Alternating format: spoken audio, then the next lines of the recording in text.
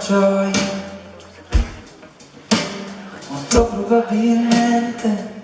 penseresti a una partenza,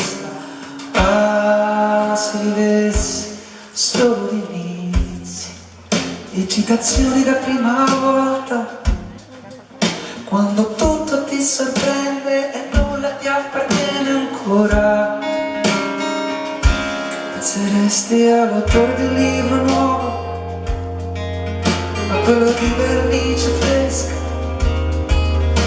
a un regalo da scartare al giorno prima della festa, al 21 marzo, al primo bacio, a una matita intera, alla primavera, alla paura del debutto, al tremore dell'esordio, ma tra la partenza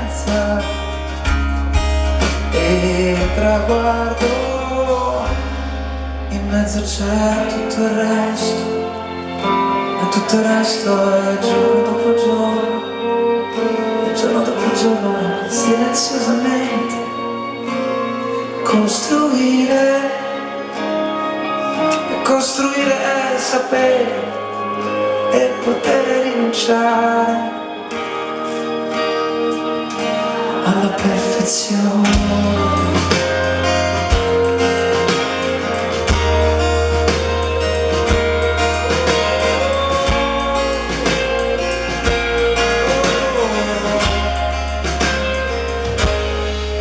Ma il finale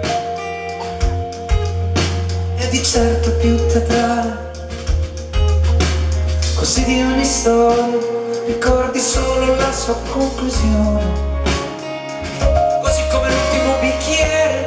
L'ultima visione, un tramonto solitario, l'inchino poi si pari,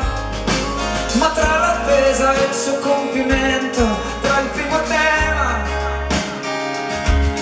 e il testamento,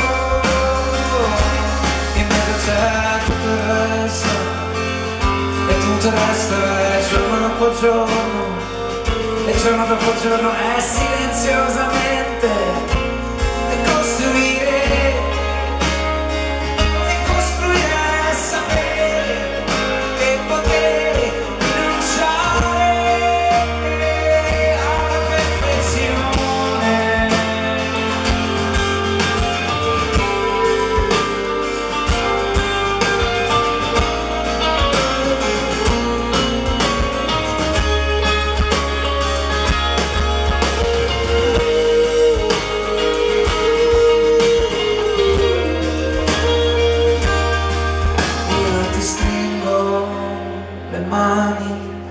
rimani qui,